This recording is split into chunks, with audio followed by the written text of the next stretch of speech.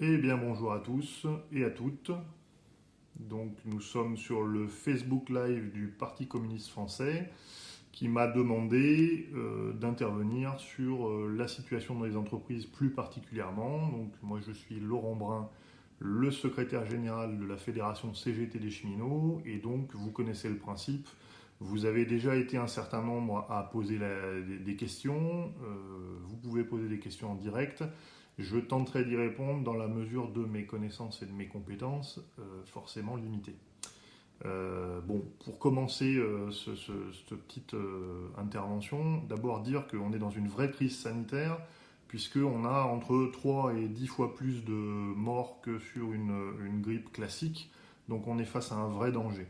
La première réaction des employeurs et des pouvoirs publics, ça a été de minimiser avec l'histoire de la grippette, de ménager l'économie aussi, hein, ça on l'a beaucoup entendu dans les entreprises, et poursuivre le travail. Le problème, c'est que très rapidement, on a constaté qu'on n'avait pas les possibilités d'avoir les masques, les tests, et que le nombre de lits en réanimation dans l'hôpital était insuffisant. Hein, on en a 5000 alors qu'il en aurait fallu 15 000. Et donc, évidemment, il y a eu décision de confinement total pour éviter la catastrophe et l'hécatombe.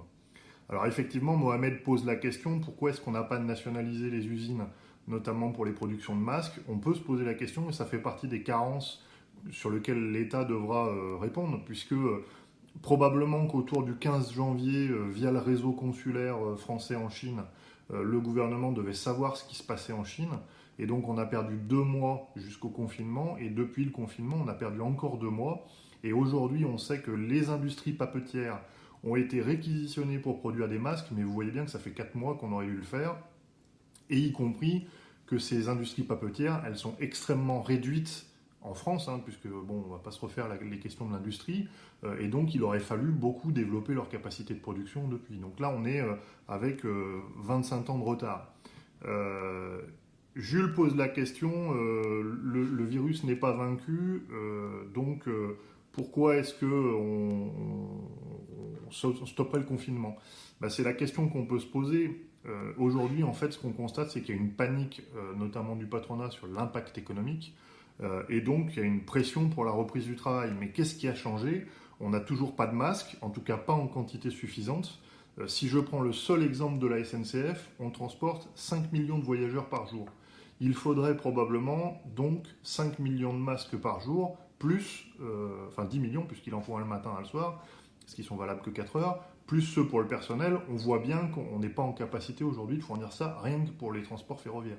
S'il faut rajouter tous les transports en commun, l'ensemble des groupes dans les entreprises dans lesquelles on a un confinement, etc., bon, très clairement, il n'y a pas la disponibilité de tout ça. Les tests systématiques qui permettraient d'identifier les gens qui sont malades et donc de maintenir le confinement pour eux et de ne faire rattaquer le travail qu'à ceux qui sont exempts du virus pour éviter de contaminer leurs collègues, ces tests-là, on sait aussi que c'est pas d'actualité leur disponibilité.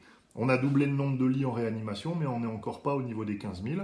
Et donc, concrètement, on n'a toujours pas les moyens de lutter contre ce virus. Et donc, effectivement, la position de la CGT, et ça c'est en réponse à la demande de Marc, qu'est-ce que je fais si j'ai pas de masque au travail? Pour ce qui nous concerne, le mot d'ordre il est simple, c'est pas de protection, pas de travail. Et donc ce qui est à disposition des salariés, parce que c'est un affrontement comme à chaque fois, c'est le droit de retrait. Hein, ça c'est un droit individuel du salarié qui peut se retirer d'une situation de danger grave et imminent. Donc danger grave, ben oui, l'épidémie et le décès c'est grave, et imminent, oui, puisqu'on est contaminé tout de suite. Et donc, on peut se retirer de la situation de danger et l'employeur n'a pas de possibilité de sanction administrative ou financière. Il faut qu'il fasse une mise en demeure de reprendre le travail, puis ensuite ça peut se régler au prud'homme. L'autre option, c'est évidemment le préavis de grève. Dans tous les cas, il faut être organisé collectivement pour pouvoir imposer à l'employeur qu'on ne reprend pas le travail si on n'est pas protégé.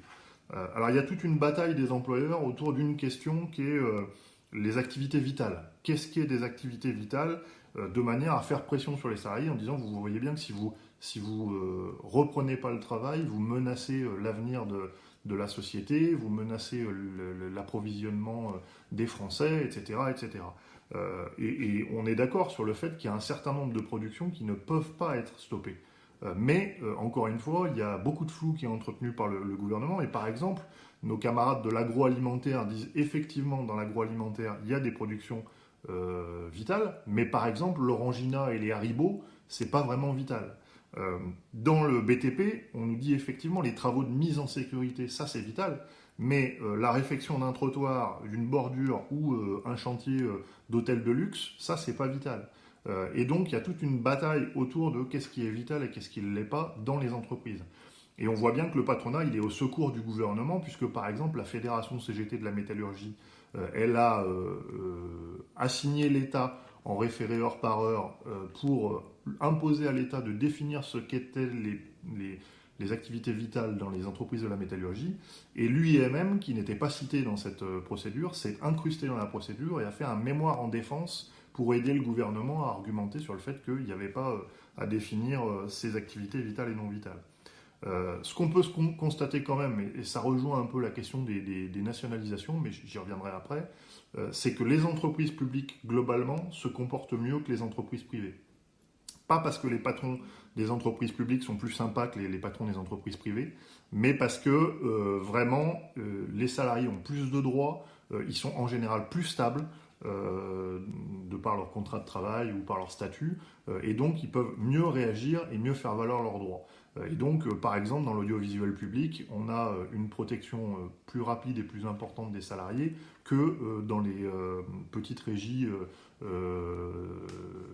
régionales, dans lesquelles il y a beaucoup de précaires et qu'on envoie un peu au front. Le deuxième constat, c'est que le personnel précaire, il est extrêmement maltraité et traité comme de la chair à canon. C'est valable pour les intérims, c'est valable pour les aides à domicile, c'est valable pour les caissiers, les caissières et un certain nombre d'autres personnels. Alors, Christine pose la question de la situation des sacrifices et est-ce qu'on essaye de nous faire payer la crise ? Oui, probablement qu'on essaye de nous faire payer la crise, voire même que le patronat est dans une bataille de classe sur la répartition du capital, enfin entre le capital et le travail. Il y a des grosses pertes pour les entreprises, mais il faut voir à cause de quoi et qu'est-ce qui les compense en partie. Je donne l'exemple de la SNCF. La SNCF estime que ses pertes à l'issue de la période de confinement, là, d'ici juillet, représenteront à peu près 6 milliards d'euros. Donc 6 milliards d'euros, c'est très important. Mais quand on regarde dans le détail, ces 6 milliards d'euros, c'est sur le groupe, et c'est en majorité lié aux activités européennes ou internationales. Donc ça n'est pas en France, et encore moins sur l'activité publique, que les pertes sont faites. Et donc on peut se poser la question, est-ce que c'est aux salariés de français, du coup, de faire des sacrifices pour répondre à ça ? Et donc probablement qu'on est dans une bataille de classe, le patronat il est à l'offensive, il conteste les droits de retrait des salariés dans les entreprises, il essaye de faire signer dans certaines boîtes des décharges aux salariés pour faire dire aux salariés que s'ils attrapent le Covid-19, ce ne sera pas lié à l'entreprise parce que tout est mis en place dans l'entreprise, donc ils se protègent juridiquement contre d'éventuelles sanctions ultérieures. Et puis il y a toute une bataille de pression sur la production avec des passages en 2 fois 12 heures dans les centrales électriques, une imposition unilatérale du patronat aux marins de passer 1 mois de plus en mer, et donc on a toute cette bataille-là. Le gouvernement, il est au service de l'économie et du patronat, et donc il rentre dans ce jeu-là, et c'est lui qui va chercher à nous faire payer la crise. Alors, payer la crise, il faut se remémorer ce que ça veut dire. Il faut regarder comment l'activité a été gérée en 2008.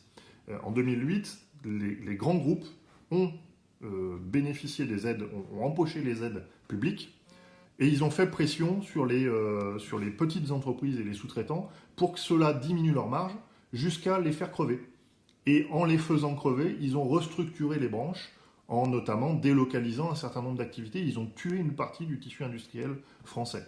Évidemment, cette fois-ci, il faut absolument empêcher ce genre de rapacité des trusts et des multinationales. Et pour l'instant, ce n'est pas du tout ce que le gouvernement est en train de faire. Le gouvernement, il appelle à la reprise et au déconfinement de l'école avec une espèce d'idée, il faut que les gamins retournent à l'école pour que les salariés puissent aller bosser. Mais clairement, d'abord, cette annonce a été faite par Macron sur sa décision unique, puisque les scientifiques n'étaient pas là-dessus, et également, elle n'a pas du tout été discutée avec les professeurs. Or, la remise en place de l'école, ça suppose un certain nombre de mesures, des salariés disponibles, mais aussi être en capacité d'accueillir les gamins avec tout un accueil, commencer par un accueil psychologique, parce qu'ils ont vécu quand même quelque chose de traumatisant, et puis une mise à jour pédagogique sur ce qu'ils ont fait, ce qu'ils n'ont pas fait, etc. Pour l'instant, rien n'est prêt sur le sujet. Donc, ce déconfinement, c'est plutôt bidon. On a aussi les ordonnances qui ont été publiées par le gouvernement, donc avec accord des organisations syndicales, et certaines s'y prêtent malheureusement. On a la possibilité de l'employeur de reprendre 6 congés aux salariés, mais de toute façon, sans accord, l'employeur a la possibilité de reprendre ou d'imposer 10 repos aux salariés, donc les repos 35 heures, les repos forfait jour ou les repos compte épargne temps. Voilà. Donc, puis il y a aussi tous les éléments autour des activités nécessaires à la nation, avec la possibilité de passer à 12 heures par jour, le repos réduit à 9 heures et les semaines à 60 heures. Donc, les sacrifices pour les salariés et aucune contrainte pour les entreprises et pour les milliardaires, voire même, on est sur la socialisation des pertes, puisqu'il y a des milliards qui sont mis en place pour le chômage partiel. Et ça, c'est une forme finalement de subvention des entreprises. Alors évidemment, ça permet d'éviter les suppressions d'emplois, mais on peut se poser la question de la contrepartie de cette aide directe aux entreprises. Voilà, est-ce que la contrepartie, c'est le maintien de l'emploi ou autre? Bon. On a des prêts garantis. Il y a déjà 40 milliards d'euros qui ont été demandés par les entreprises en prêts garantis par l'État. Et puis par contre, on n'a rien pour les particuliers.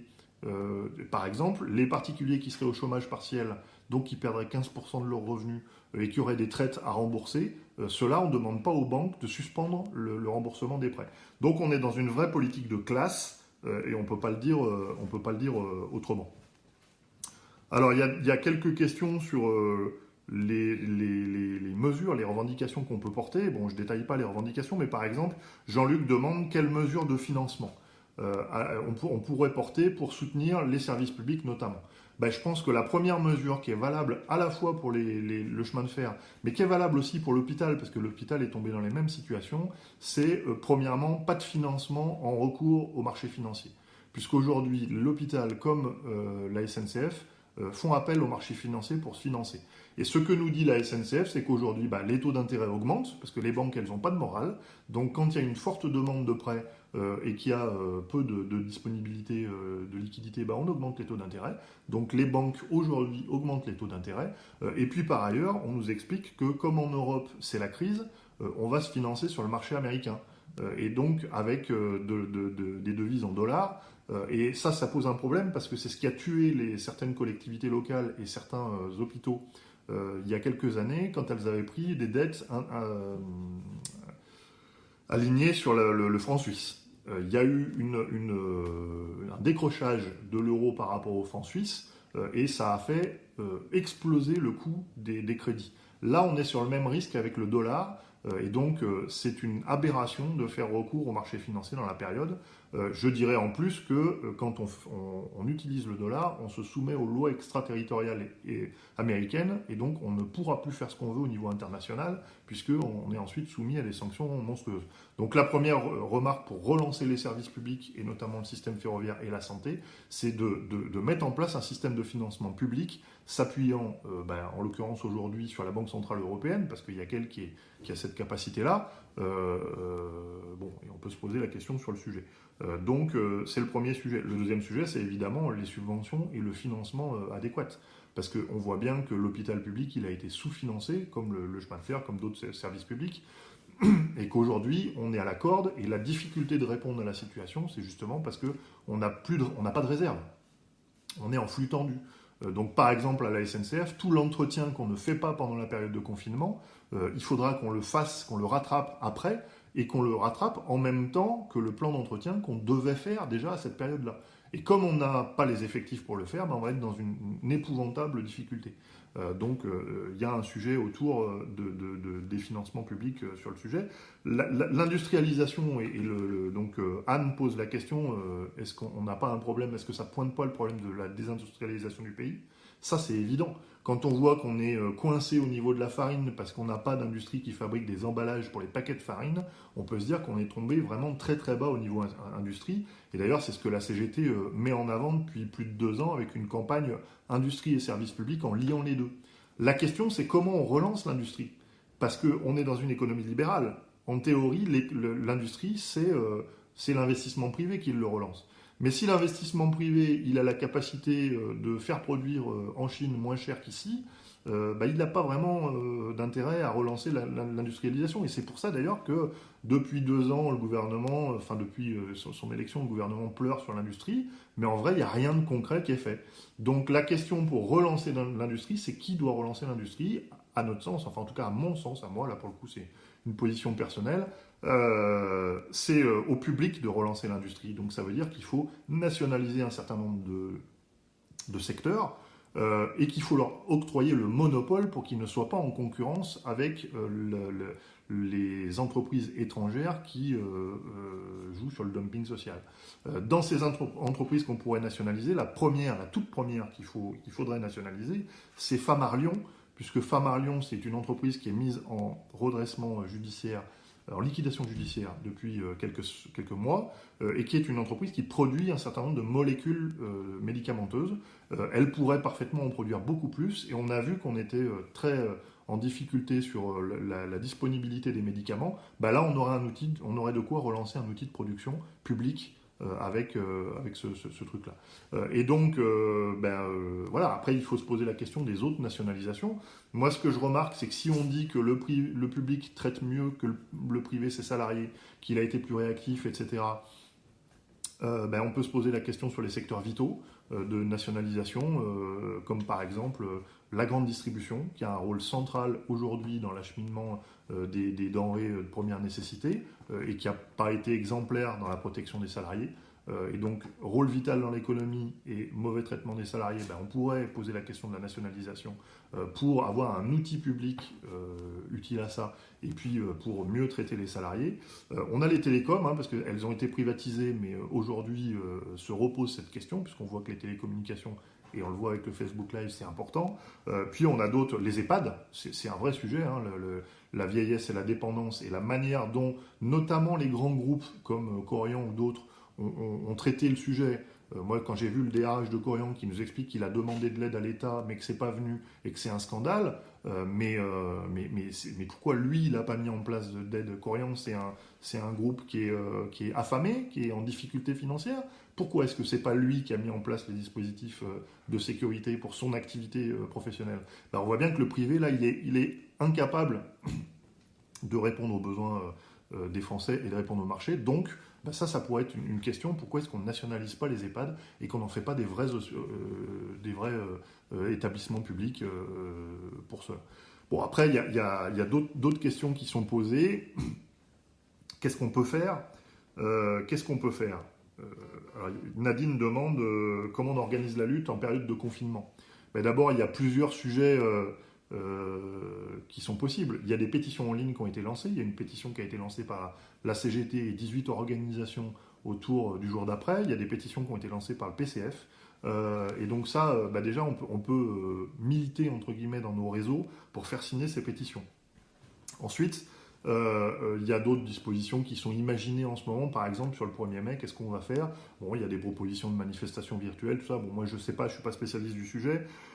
On verra bien ce qui est proposé, et j'aurais tendance à dire qu'il faut qu'on s'implique dans tout ce qui est proposé. Par contre, il y a une chose que je sais, c'est qu'il faut se préparer à la reprise d'activité, parce qu'aujourd'hui, dans une situation de confinement où peu de salariés sont au travail, quand même, malgré tout, enfin, en tout cas moins que d'habitude, les patrons, ils n'ont pas tellement besoin des salariés confinés, même s'ils les appellent à reprendre le boulot. Par contre, quand le boulot sera repris, là, les patrons auront besoin des salariés. Et donc, c'est à ce moment-là aussi, si on s'est bien organisé en montant des cahiers revendicatifs, si on s'est bien organisé en discutant avec nos collègues sur qu'est-ce qu'on accepte et qu'est-ce qu'on n'accepte plus, pourquoi on n'arrête pas d'être les dindons de la farce dans ces crises économiques. Si on a fait ça, à ce moment-là, on peut développer une activité revendicative à la rentrée, et notamment peut-être des journées de grève, de manifestations, dès qu'on pourra le faire. D'autres questions sont posées. quel secteur industriel, donc Yüksel posait la question des secteurs industriels qui peuvent être nationalisés. Je l'ai dit, d'abord, bon, il y a un certain nombre de secteurs actuellement moitié public, moitié privé. La santé, par exemple, il y a beaucoup d'établissements privés aujourd'hui, on peut se poser la question. Le transport, c'est la même chose. L'énergie, on voit que heureusement qu'on a des restes, entre guillemets, d'une entreprise publique, EDF, GDF, qui était solide. Parce que si on avait des problèmes d'acheminement et de production énergétique aujourd'hui, on serait vraiment, il n'y a plus rien qui tourne, quoi. Ni la santé, ni les télécommunications, ni rien. Donc concrètement, tous ces secteurs-là, on peut se poser la question de renationaliser complètement et de rétablir des monopoles publics pour vraiment assurer une planification correcte, des investissements à la hauteur des besoins pour répondre au sujet. Puis je l'ai dit, il y a les grandes surfaces, il faut se poser la question sérieusement, l'acheminement en eau, il y a tout un tas de secteurs qu'on peut juger tout à fait nationalisables dans la période, dans la mesure où on peut montrer que le capital est en échec sur la gestion de ces crises. Ensuite, alors une question sur les parlementaires qui ne devraient pas exiger le retour des CHSCT tels qu'ils existaient. Alors oui, effectivement, on peut appuyer là-dessus en disant que s'il y a un certain nombre de problèmes dans la prévention, dans la contamination des salariés, c'est aussi parce qu'il n'y a plus d'instances de proximité avec de vrais pouvoirs, hein, parce que le CHSCT, il avait le pouvoir du droit d'alerte, il avait un certain nombre de pouvoirs qui n'étaient pas des pouvoirs absolus, mais qui étaient des sacrées épines dans le pied des patrons quand ils voulaient passer en force. Et donc, concrètement, la remise en place des CHSCT, pourquoi pas? La question, c'est surtout en fait des instances de proximité. Il faut vraiment des instances qui soient proches avec les collectifs de travail et qui ne soient pas ces super instances nationales, etc. Et donc, dans ce cadre-là, les CHSCT, pour une part, ils étaient un peu plus proches, mais il y avait aussi dans les groupes, notamment du BTP ou d'autres, des CHSCT nationaux. Et ça, c'est par exemple le style de structure qu'il faut complètement abattre. Des CHSCT nationaux, c'est des CHSCT bureaucratiques, dans lesquels le patron contrôleur du jour, on a quasiment rien à dire, on n'est tellement pas en prise avec ce qui se passe sur le terrain que soit on pose 200 000 questions et c'est pas tenable, soit on pose pas de questions et ça sert à rien. Donc concrètement, oui, remettre en place les CHSCT, mais vraiment sur la notion de proximité avec les collectifs de travail. Rosa demande, dans beaucoup d'entreprises, ce sont les salariés eux-mêmes qui souhaitent reprendre l'activité par peur de perdre du salaire. Comment lier nos mots d'ordre à ces situations? Je pense que c'est là le rôle de l'organisation syndicale, c'est d'armer les salariés. La plupart des salariés sont persuadés que s'ils ne reprennent pas le travail, leur entreprise va couler et que leur entreprise n'a pas les moyens de leur verser leur salaire. Et dans la plupart des cas, c'est faux. Parfois, ça peut être vrai sur certaines boîtes. Mais dans la plupart des cas, c'est faux. Et dans la plupart des entreprises, on peut donc non seulement aller chercher le paiement intégral du salaire pendant la période de confinement, parce que quand même, quand l'État, sur 2 mois, rembourse 70% du salaire brut, et donc il reste 30% à l'employeur à verser, il faut regarder la situation économique de l'entreprise. Et c'est là qu'on a besoin d'une organisation syndicale qui bosse sur les aspects économiques aussi, qui regarde quels sont l'état des commandes de la boîte, quels sont l'état des réserves. Parce que dans le même temps, on a des entreprises qui pleurent à la mort, et notamment les grands groupes, et en même temps qui s'apprêtaient, et qui s'apprêtent toujours, plus ou moins, à verser des dividendes importants. On sait que par exemple, il y a des entreprises qui ont retardé le versement de leurs dividendes parce qu'ils ne veulent pas être pointés du doigt dans la période, mais qu'ils le feront à l'automne. Qui les verseront à l'automne. C'est pour ça que, par exemple, la CGT a une revendication, un mot d'ordre, c'est socialisation des dividendes des entreprises. Il faut savoir que chaque année, et c'était les chiffres de 2018 par exemple, il y a plus de 200 milliards d'euros de dividendes qui sont versés par les entreprises, évidemment, qui versent des dividendes. 200 milliards. On parle souvent du CAC 40, mais le CAC 40, c'est un gros iceberg, mais enfin, c'est la partie émergée de l'iceberg. L'ensemble des entreprises, c'est plus de 200 milliards. C'est quasiment 10% du PIB.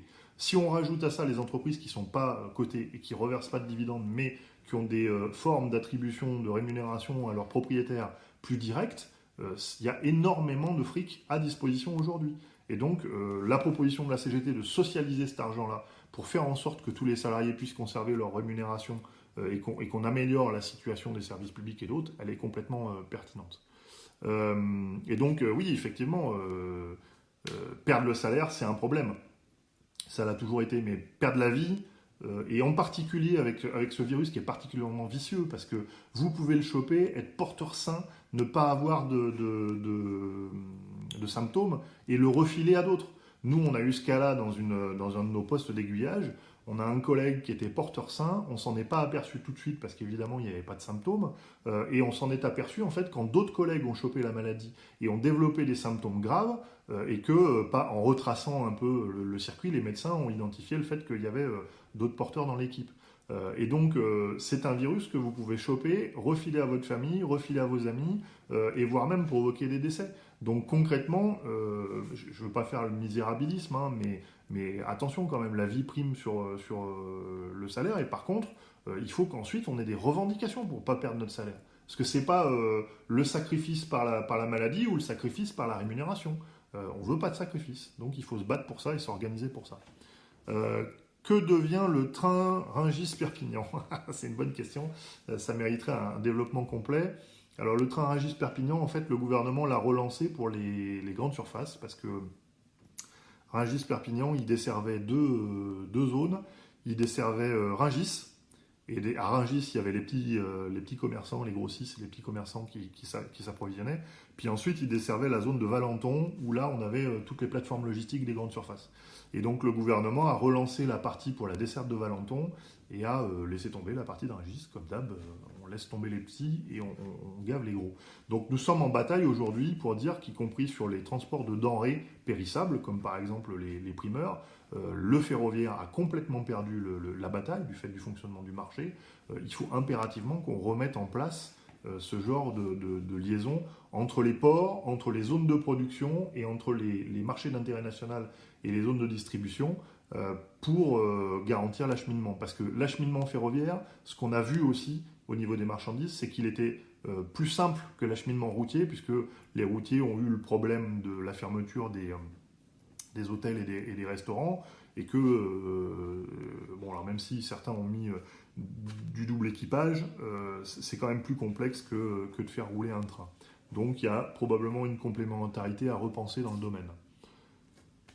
Le monopole de la parole du gouvernement dans les médias et la faible audience de la parole de la gauche ou syndicale.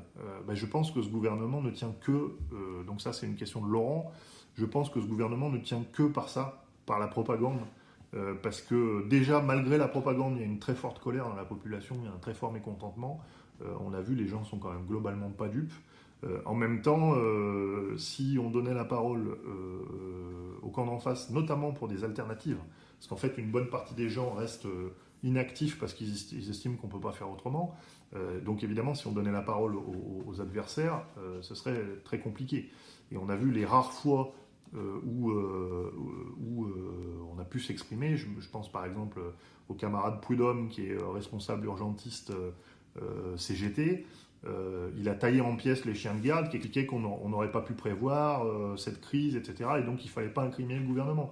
Et lui, il l'a dit très clairement, lui et ses collègues urgentistes, ça fait des années qu'ils alertent à chaque épisode de grippe sur le fait que les lits de réanimation sont insuffisants pour une grippe classique. Et donc il expliquait que, évidemment, avec une grippe encore plus virulente et vicieuse, on est complètement sous la table. Donc oui, on pouvait prévoir cette crise parce qu'elle a été annoncée. Que faut-il pour se faire entendre? Moi je pense que voilà, c'est pareil, c'est toujours la même chose. Hein. S'organiser, être plus nombreux à être syndiqués, être plus nombreux à être organisés politiquement parlant, et peut-être se doter de nouveaux outils. Facebook Live, ça en fait partie. Moi je ne connaissais pas trop, j'ai appris ça aujourd'hui. Mais peut-être aussi des médias alternatifs. Alors il y en a quelques-uns qui se sont montés, peut-être un réseau de médias alternatifs. Ça ne pourra se faire évidemment que s'il y a plus de gens qui s'organisent et qui s'impliquent dans le fonctionnement militant des structures syndicales et politiques. Alors, question d'André, ne faut-il pas aussi enclencher une transition industrielle pour aller vers des productions utiles au vu de ce qui nous paraît aujourd'hui comme vital? Oui, c'est une question. Par exemple, on peut se poser la question de l'aviation. Aujourd'hui, il y a une aviation qui est détruite transport aérien qui est détruit par le fait d'arrêter le transport. Donc il faudra en relancer une partie, il faudra en aider une partie. Mais on peut se poser la question, est-ce que la logique du secrétaire d'État au transport, Djebari, de dire on va soutenir Air France à tel point qu'ils vont en plus gagner de nouveaux marchés, on peut se poser la question si c'est vraiment ça qu'il faut faire. Ou est-ce qu'au contraire, il ne faut pas en profiter pour réduire un peu le transport aérien, garantir l'emploi des salariés de ce secteur en les reclassant dans d'autres entreprises qui prendraient le relais. Et je pense par exemple à la SNCF au niveau du ferroviaire ou d'autres. Bon. Mais on peut se poser la question, ou même d'ailleurs améliorer leurs conditions de travail de manière à ce qu'on fasse moins d'avions, mais avec autant de personnel pour garantir le fait qu'il n'y ait pas trop de casse au niveau de l'emploi. Tout ça se réfléchit, et c'est vrai que ça se pose, parce que on peut voir que le transport aérien est fragile économiquement, et puis bon, avec les débats qu'on peut avoir sur la pollution, il y a une vraie interrogation. La question de la production aussi, elle est importante, hein, parce que si on avait des productions locales, on ne serait pas en rupture d'approvisionnement sur un certain nombre de produits. Si on avait des primeurs autour de des producteurs de primeurs autour de toutes les grandes villes, de toutes les villes et en quantité suffisante, alors qu'aujourd'hui on a au mieux des céréaliers et au pire rien du tout, probablement qu'on aurait moins de soucis aussi pour la vente et les choses comme ça de ces primeurs.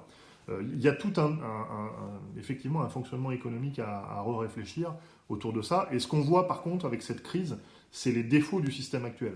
Alors ça suffira pas, parce que les défauts, tout le monde les voit à chaque crise, mais avec ces défauts, on peut quand même illustrer les choses. Quand on voit l'impact de l'offre et de la demande, par exemple, sur le prix des masques ou sur le prix des matériels de protection, avec l'histoire des polémiques là, sur le fait que les Américains ont acheté ça sur le tarmac, mais ça, c'est même pas la question, à la limite. Qui rachète quoi, c'est pas la question. La question, c'est que c'est possible. C'est-à-dire que c'est possible de spéculer sur des matériels de protection de la santé. Et donc ça, effectivement, c'est un système qu'il faut qu'on change.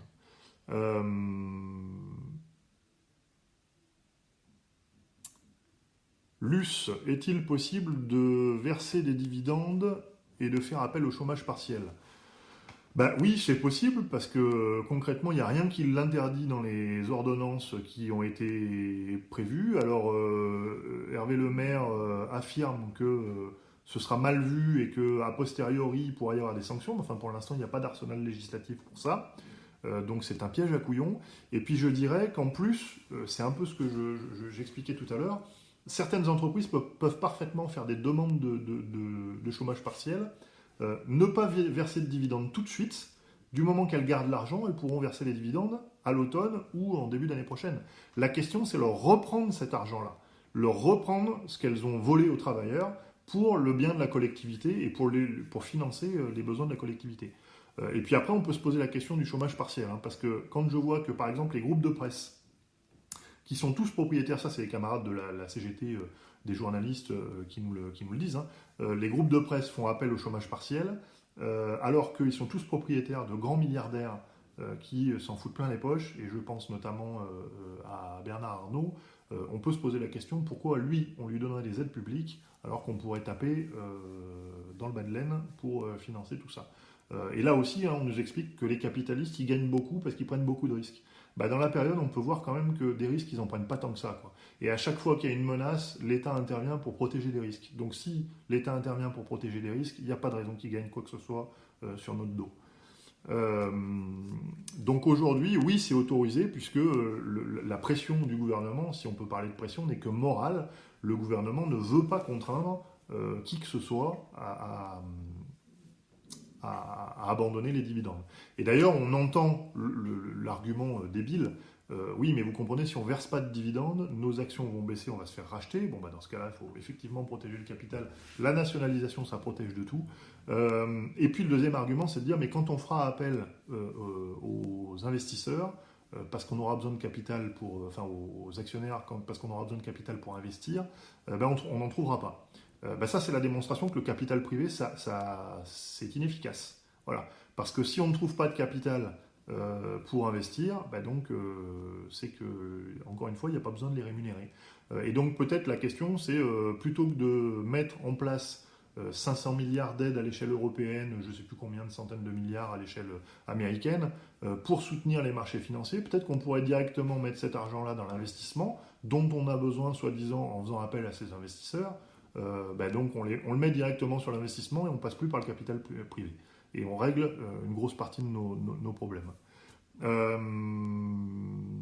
Alors, Marie-Ange pose la question de la lutte contre l'évasion fiscale. Oui, bien sûr, l'évasion fiscale, ça fait partie des éléments qui ont fragilisé les services publics, pas seulement, parce qu'il y a aussi les aides financières massives qui ont été attribuées par l'État aux entreprises, mais l'évasion fiscale, de manière générale, tout ce qui a affaibli la cotisation sociale. Quand, par exemple, on entend Bruno Le Maire qui annonce une nouvelle prime de 1 000 € défiscalisée, puis éventuellement 2 000 € s'il y a de l'intéressement dans l'entreprise, mais une prime défiscalisée, ça veut dire quoi? Ça veut dire qu'on ne va pas payer de cotisation sociale là-dessus. Ça veut dire concrètement qu'on va encore affaiblir les moyens de la sécurité sociale, alors que c'est cette sécu qui nous a permis de résister un petit peu à l'affrontement, parce que quand même, la sécurité sociale, puisqu'elle est financée par la cotisation, elle n'est pas soumise aux aléas du marché, donc elle n'a pas été violentée par le choc à la bourse. Et puis cette sécurité sociale, elle finance l'hôpital qui nous soigne, elle finance le chômage, les assédiques, qui vont payer une partie du chômage partiel des entreprises.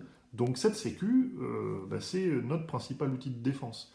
Donc il faut réhabiliter la cotisation sociale, il faut réhabiliter tout ce qui est hors marché, et évidemment il faut combattre les paradis fiscaux qui sont l'outil principal des marchés.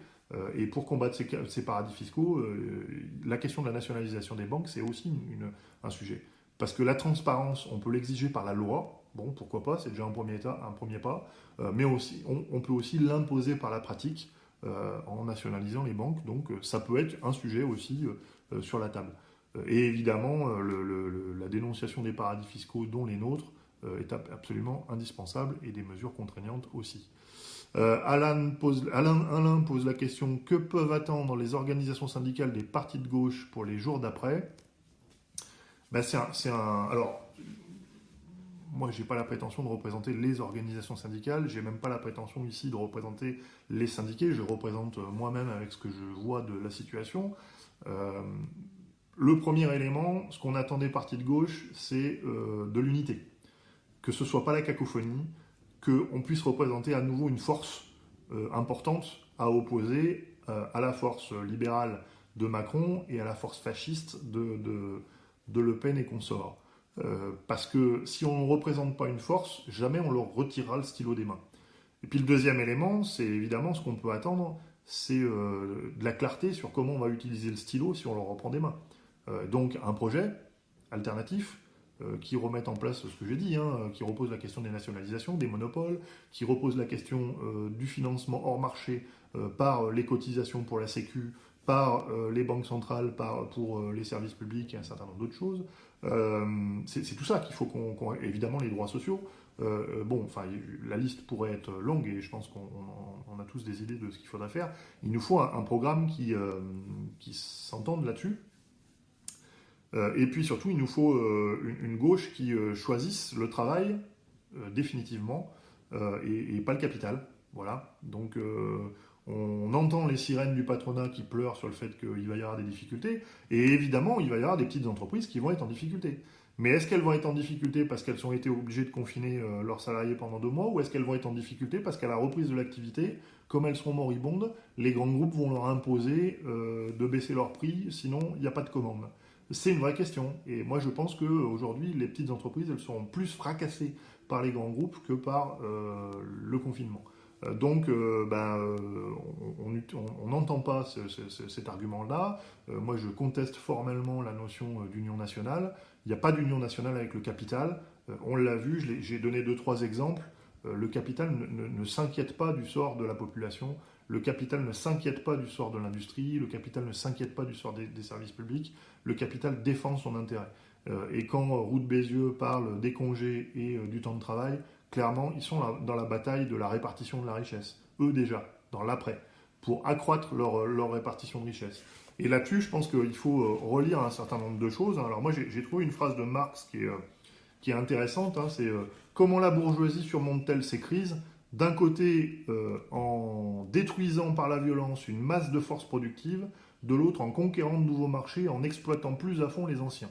À quoi cela aboutit-il? À préparer les crises plus générales et plus formidables et à diminuer les moyens de les prévenir. Bah, concrètement, ça c'est toujours d'actualité, hein. La destruction du capital productif, on va y avoir droit avec le fracassage des PME et d'un certain nombre d'entreprises, et l'exploitation plus à fond des marchés existants, c'est ce qu'ils nous promettent avec l'augmentation du temps de travail.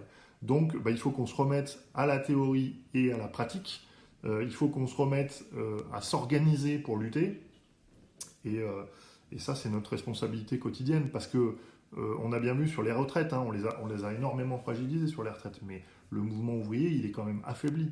Et il est affaibli parce que les gens contestent, mais ils contestent de leur fauteuil. Et on ne se lie pas entre nous. Et pourquoi on ne se lie pas entre nous? Parce que c'est difficile, parce que dès qu'on est 3, 10, 100, faut faire des concessions pour arriver à définir des choses communes et à se battre ensemble sur des points qu'on partage. Donc, bah évidemment, ça suppose qu'on ne reste pas chacun sur ses certitudes, ça suppose qu'on confronte nos arguments et qu'à un moment donné, on tranche en prenant des décisions, soit d'action, soit de revendication. Donc, il faut s'organiser, il faut réfléchir, débattre, se repencher sur l'idéologie pour penser une autre façon de gérer l'économie et le politique dans ce pays. Voilà.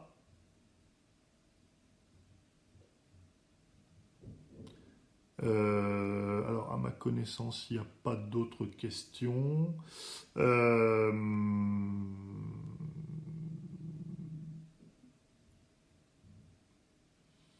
oui, bon, alors après, il y a effectivement quelques camarades qui ont été extrêmement choqués par la reprise de Macron sur les jours heureux, qui est issu du programme du CNR, mais on est évidemment en confusionnisme là, hein. Macron, c'est un spécialiste, comme d'autres avant lui, de faire des références à des choses qui ne font pas partie de leur spectre politique ou idéologique, mais qui permettent de brouiller un peu les cartes et de s'approprier des choses. Bon, bah, c'est à nous de redire que dans le programme du CNR, l'une des principales mesures, c'était remettre en cause les grandes féodalités économiques. C'est comme ça que c'était défini à l'époque, en donnant des droits aux salariés. C'est-à-dire qu'on était dans un pays en ruine, et la principale mesure, c'est donner des droits aux salariés, donner des droits économiques et donner des droits d'intervention dans la gestion de l'économie. Bah donc voilà, effectivement, reparler du CNR, ça peut être une bonne chose. Après, moi je le dis aussi aux camarades, on ne peut pas toujours être dans les références au passé, et le passé, ça fait partie de ce que je disais, retravailler l'idéologie, voir un peu ce qui a été fait, à la fois dans la pratique et dans les idées, mais il faut qu'on construise nos solutions d'aujourd'hui. Voilà, donc une question sur la Poste. Qu'est-ce qui arrive aujourd'hui à la Poste?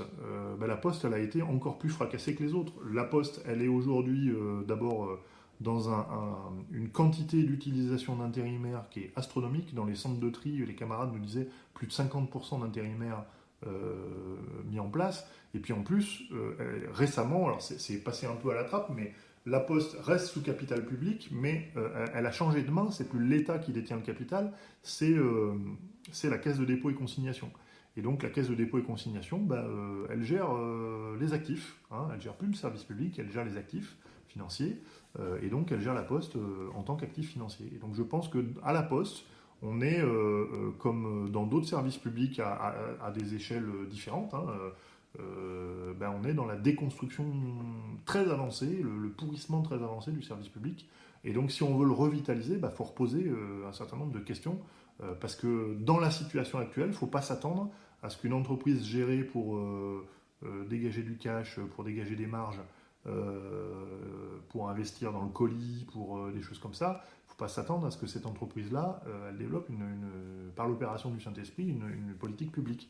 Elle développera une politique publique si on la redémocratise, c'est-à-dire qu'on redonne des droits aux usagers, on redonne des droits aux salariés d'intervention sur sa gestion, si on reprend le contrôle du capital, si on lui fixe des objectifs dont la nation estime que c'est des objectifs stratégiques, et si on lui donne les moyens de réaliser ces objectifs.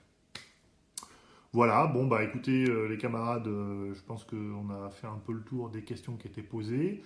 Je vous remercie toutes ces questions et toutes ces interventions. Je vous rappelle que demain, c'est Fabien Roussel qui interviendra en Facebook Live à 17h. Donc là pour le coup, la question qu'est-ce que la gauche pour les organisations syndicales, il pourra beaucoup plus y répondre que moi. Y compris d'ailleurs sur les parlementaires et les CHSCT. Donc demain 17h, Fabien Roussel sur le Facebook Live du PCF. N'hésitez pas à vous reconnecter. Merci beaucoup. Au revoir.